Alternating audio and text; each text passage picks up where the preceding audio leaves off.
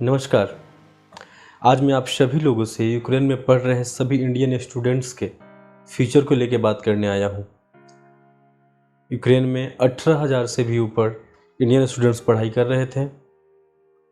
अचानक रसिया ने यूक्रेन पे अटैक कर दिया, जिस वजह से सब कुछ डिसबैलेंस हो गया। जो भी स्टूडेंट्स थे उन्हें इंडिया आ गए, या जो बचे हुए वो भी बीते आने वाले 1-2 दिनों में वापस इंडिया आ जाएंगे। बट हमारा कंसर्न ये है कि जो भी इंडियन स्टूडेंट्स वहाँ से वापस आए हैं, क्या वे दोबारा यूक्रेन जाएंगे? सब कुछ ठीक भी हो जाता है, यूक्रेन ओपन भी हो जाता है, कॉलेजेस वापस से रनिंग मोड में आ जाती हैं, फिर भी क्या एक पेरेंट क्या अपने बच्चे को यूक्रेन सेंड करेगा पढ़ाई के लिए? तो मुझे लगता है, जैसे हमने सर्वे किया था, हमारे पर्सनल ड्रीम एमबीबीएस के सर्वे के अकॉर्डिंग 82% पेरेंट्स का मानना है कि वे नहीं भेजेंगे। 82% of our parents don't want to send their children again in Ukraine to continue their education. So फिर ऑप्शन क्या बच जाता है? ट्रांसफ़र के लिए। तो ट्रांसफ़र को लेके बहुत से जो डाउट्स हैं, क्वेश्चंस हैं, उसी को आंसर करने में आया हूँ। क्योंकि जो बच्चे वहाँ पढ़ रहे थे वो हमारे देश के फ्यूचर थे। They were the future doctors. They are going to complete their education very soon and they are going to come back here to serve this great nation. वो वहाँ पढ़ाई कर रहे थे बट सर्विस वहाँ नहीं करने वाले थे। वहाँ एजुकेशन देके वापस आने वाले थे, नेक्स्ट देने वाले थे, एफएमजी देने वाले थे, और अपने जो भी उन्होंने वहाँ लर्न किया उसका यूज इस कंट्री में, इस कंट्री के बेटरमेंट के लिए करने वाले थे। So we are losing a great number of doctors. NMC की रेगुलेशन 18 नवंबर को आई है, तो उसके बाद जो स्टूडेंट गए हैं उनकी ट्रांसफ़र नहीं होगी। उसके बाद सिर्फ वही स्टूडेंट्स गए होंगे जो जनवरी इनटेक में गए होंगे यूक्रेन में। जो जनवरी इनटेक में गए हैं यूक्रेन में, आप देखिए तो उनका एक सेमेस्टर भी पूरा नहीं हुआ होगा। वॉर स्टार्ट हो गया, उनकी एक सेमेस्टर भी कंप्लीट नहीं हुई होगी। तो फिर उनकी ट्रांसफ़र की तो कॉन्सेप्ट ही नहीं है। वो जहाँ भी एडमिशन लेंगे फ्रेश स्टार्ट करेंगे, फर्स्ट ईयर से पढ़ाई करेंगे। बिकॉज 6 मंथ्स तो पूरा हो जाए, एक सेमेस्टर तो हो जाए कि आप नेक्स्ट सेमेस्टर ट्रांसफ़र ले लो। और उनको लेके ज़्यादा कंसर्न भी नहीं है, बिकॉज अगर उन्होंने 5 मंथ्स स्टडी की है, अधिकतर ऑनलाइन चली है 3-4 मंथ्स, किसी को गए 1 महीने हुआ था, किसी को गए 15 दिन, किसी को 20 दिन, ऐसे हुआ था जैन इनटेक में। कोई 2 दिन पहले गया था ही और 24 को वार हो गया। तो उनका कुछ ज़्यादा वेस्ट नहीं गया। दे कैन स्टार्ट न्यू, वो फ्रेश स्टार्ट कर सकते हैं। नीट मार्क्स 3 ईयर्स के लिए वैलिड हैं, कहीं भी ज्वाइन कर सकते हैं कॉलेजेस। कंसर्न उनकी है जो 3rd ईयर में है, 2nd ईयर में है, 4th ईयर में है, 5th ईयर में है। जहाँ तक एनएमसी ने अलाउ कर रखा है ट्रांसफ़र के लिए, वहाँ तक तो ट्रांसफ़र होंगे। पिछले 7-8 दिनों से हमने बहुत सी यूनिवर्सिटीज़ में ट्राई किया ट्रांसफ़र को लेके, कि यूक्रेन से आ रहे स्टूडेंट्स के ट्रांसफ़र को एक्सेप्ट करने के लिए। हमने जहाँ भी ट्राई किया, we got most of the university denied us. But 2 university ने एग्री किए।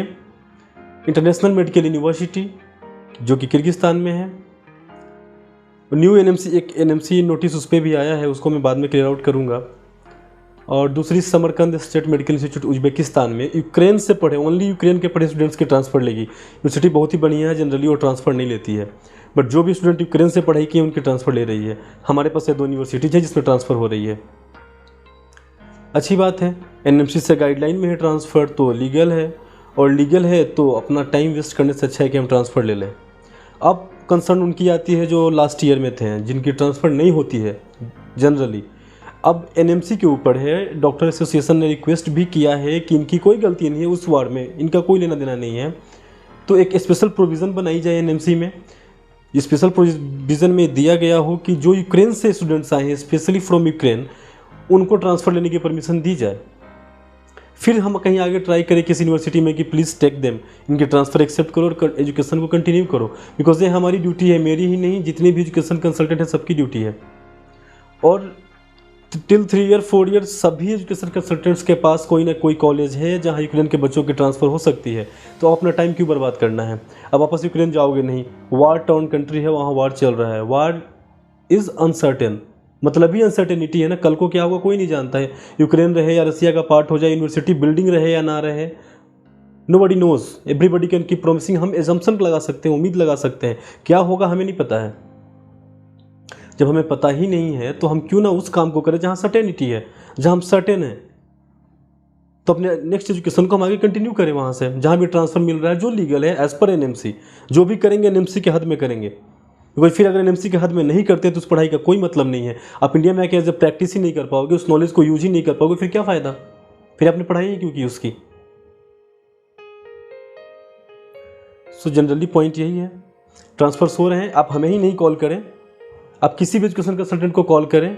एवरीबडी, सबके पास कोई ना कोई ऑप्शन होगा, because everybody want to serve you, everyone want to serve this nation, because आप फ्यूचर डॉक्टर हैं।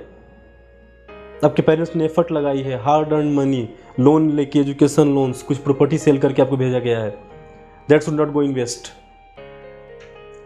Call any education consultant right now and reserve your seat, take transfer, continue your education NMC के हद में।